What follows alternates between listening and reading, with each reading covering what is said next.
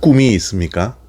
요즘 젊은이들에게 꿈이 있는지 물어보면 자신의 꿈에 대해서 확실하게 말하는 사람이 많지 않습니다. 아이들에게도 커서 무엇이 되고 싶느냐고 물어보면 모른다 라고 대답하는 아이들이 많이 있습니다. 그냥 돈 많이 벌고 싶어요 라고 대답하는 아이들이 의외로 많습니다. 돈이 꿈이 되어버린 세상에 우리가 살아가고 있는 것을 보니 참 안타깝고 슬프기만 합니다. 꿈은 반드시 이루어집니다. 물론 반드시라는 단어가 조금 부담스럽기는 하지만 우리가 가지고 있는 꿈이 하나님께서 주신 꿈이라면, 그리고 하나님이 기뻐하시는 꿈이라면 우리의 꿈은 반드시 이루어집니다. 창세기 37장 9절에서 11절까지 말씀입니다. 요셉이 다시 꿈을 꾸고 그의 형들에게 말하여 이르되 내가 또 꿈을 꾼즉 해와 달과 11별이 내게 절하더이다 하니라. 그가 그의 꿈을 아버지와 형들에게 말하매 아버지가 그를 꾸짖고 그에게 이르되 내가 꾼 꿈이 무엇이냐? 나와 내 어머니와 내 형들이 참으로 가서 땅에 엎드려 내게 절하겠느냐? 그의 형들은 시기하되 그의 아버지는 그 말을 간직해 두었더라. 아멘. 야곱의 11번째 아들인 요셉은 아버지의 편애를 받았습니다. 그 편애로 인하여서 다른 형제들에게 미움과 시기의 대상이 되었습니다. 그런데 거기에 더하여 요셉이 꾼 꿈을 통하여서 형제들에게 더 큰 미움을 사게 되었죠. 오늘 본문 말씀을 보면 요셉이 썩 지혜로운 사람은 아닌 것 같습니다.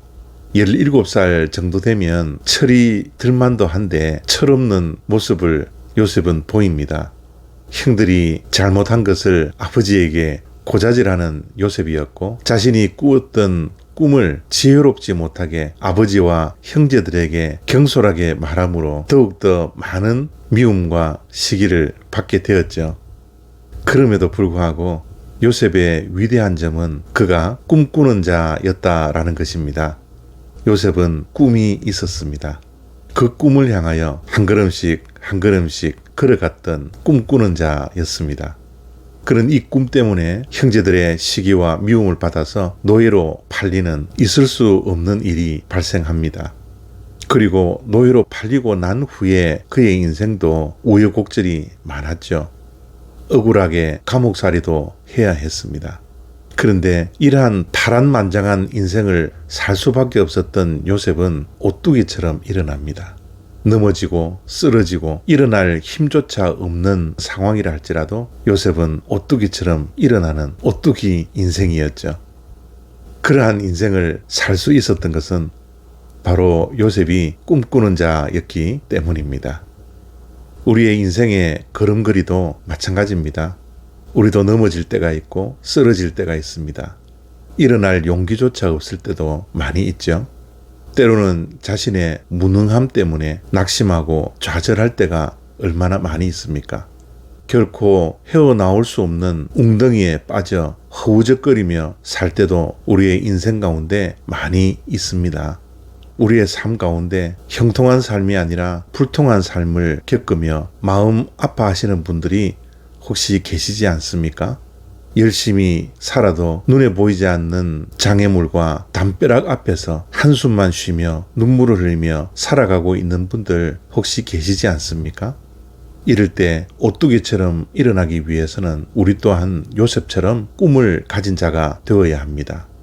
우리의 별명도 요셉처럼 꿈꾸는 자가 되어야 합니다. 고난과 역경과 좌절과 실망과 낙심과 절망과 불행을 이길 수 있는 것은 내가 여전히 꿈을 꾸고 있느냐, 그렇지 않느냐에 달려 있습니다. 사실 우리가 꿈꾸는 꿈이 반드시 이루어지기 위해서는 하나님께서 그 꿈을 끝까지 인도해 주셔야 합니다. 그런데 놀라운 사실은 하나님은 꿈꾸는 자와 함께 하십니다. 지금도 꿈꾸는 자를 찾으십니다. 넘어져 있더라도 결코 포기하지 아니하고 오뚜기처럼 일어나려고 꿈을 꾸며 자신이 가지고 있던 꿈을 결코 포기하지 않고 뚜벅뚜벅 걸어갈 수 있는 그 사람들을 하나님은 지금도 찾고 계십니다. 요셉과 같이 꿈을 꾸십시오.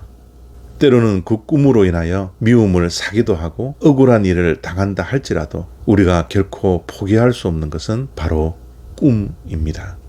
저와 여러분들이 요셉과 같이 선한 꿈을 꾸는 자가 되어서 하나님께서 반드시 그 꿈을 이루어 주시는 은혜가 저와 여러분의 인생 가운데 꼭 있기를 간절히 원합니다.